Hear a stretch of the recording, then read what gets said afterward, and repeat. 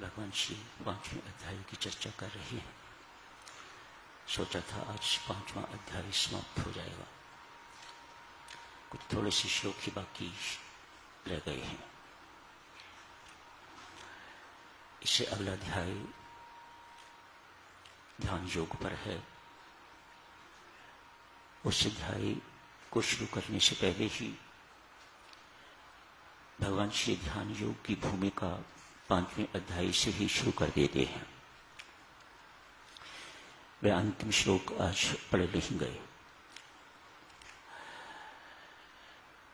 ध्यान की चर्चा तो सारी सुनो, अगला अध्याय शुरू होगा तो तब कर लेंगे। आज भगवान श्री ने जिन बातों पर बहुत बल दिया है वह ज्ञान संबंधी बातें हैं। ज्ञान का प्रसंग चल रहा है तो इसलिए भगवान को ये कहना पड़ा कि भगवान किसी के पाप और पुण्य को अपने ऊपर नहीं लेते। ये भक्ति की मान्यता तो नहीं है। क्योंकि ज्ञान का प्रसंग चल रहा है इसलिए भगवान अपने आप को निर्लेप, असंग, साक्षी घोषित कर रहे हैं। आई डू नॉट इंटरफियर, मैं हस्तक्षेप नहीं करता।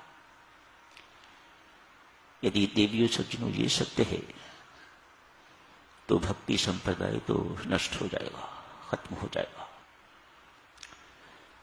क्योंकि ज्ञान का प्रसंग है इसलिए भगवान को ये सब बात ज्ञान के प्रसंग में कहनी पड़ती है।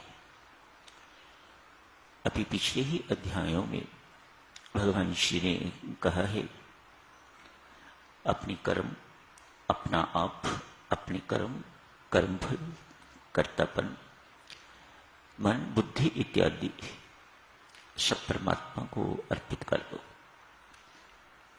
क्या अर्थ है इसका?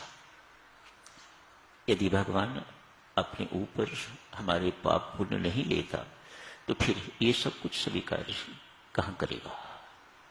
तो देवियों सज्जनों, ये ज्ञान का प्रसंग है तो भगवान ने इस प्रकार की घोषणा की है।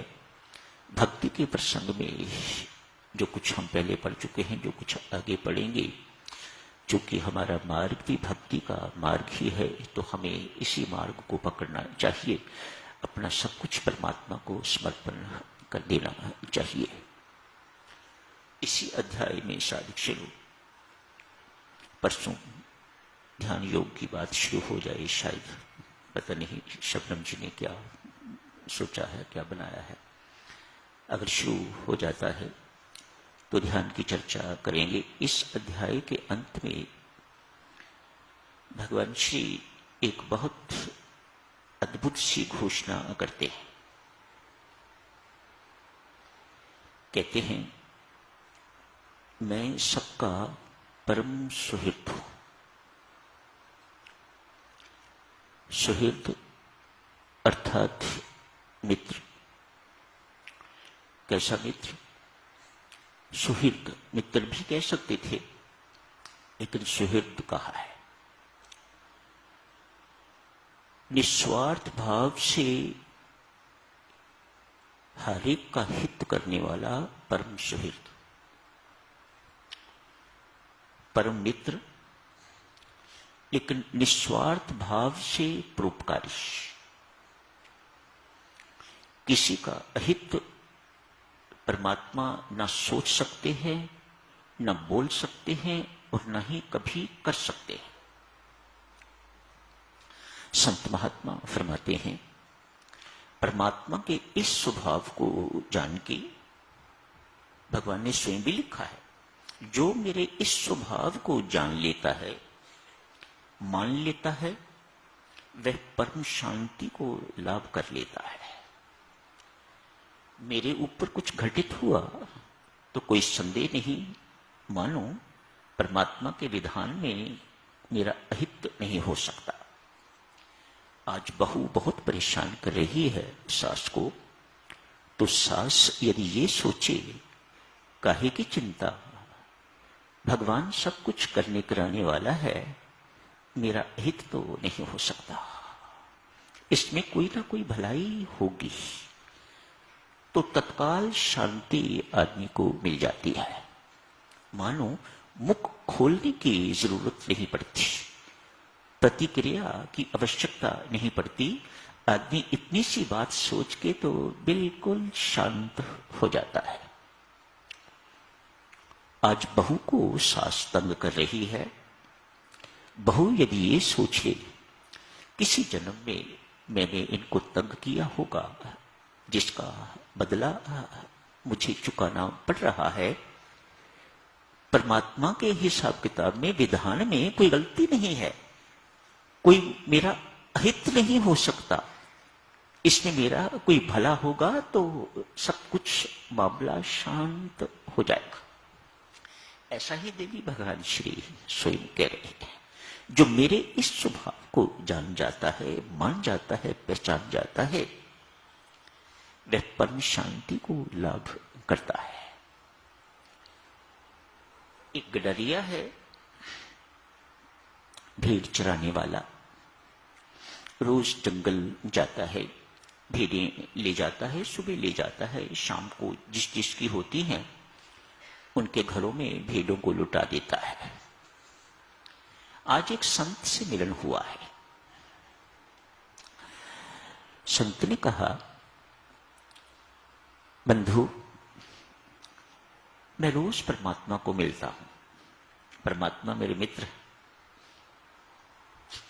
वो ऊपर पहाड़ी है, वहां रोज जाता हूं उनको मिलने के लिए, बातचीत करके वापस आ जाता हूं। सीधा साधा गडरिया है, बड़ा प्रभावित हुआ। ये साधु परमात्मा से बातचीत करता है, परमात्मा से मिलता है, इसको परमात्मा के दर्शन होते हैं। सरल स्वभाव का कहा, महात्मा, क्या परमात्मा मेरे भी मित्र बन सकते हैं? हां, क्यों नहीं? वे तो सबके मित्र और सबको मित्र बनाना चाहते हैं। वे स्वयं सबके मित्र हैं और औरों को भी। मित्रता तो तभी है ना, आप मेरे मित्र और मैं आपका मित्र। मित्रता तो यही होती है। वे तो सबके मित्र हैं, क्यों नहीं तुम्हें मित्र बनाएंगे? जरूर बनाएंगे। गडरिया कहता है, महात्मा जी, मुझे परमात्मा का मित्र बना दो। ठीक। पहाड़ पर गए, लौटे हैं, आके गडरिये को कहते हैं अगले दिन, भाई, मेरे परमात्मा ने तुम्हें अपना मित्र बना लिया है। ठीक, आगे क्या करना है इस बेचारे को कोई बोध नहीं। संत महात्मा ने कुछ बताया भी नहीं। मित्र अर्थात परस्पर प्रेम, इतना ही इसे बोध है। मैंने मित्र बनाया है या परमात्मा ने मुझे मित्र बनाया है, तो परमात्मा मेरे साथ प्रेम करना शुरू कर दिया है।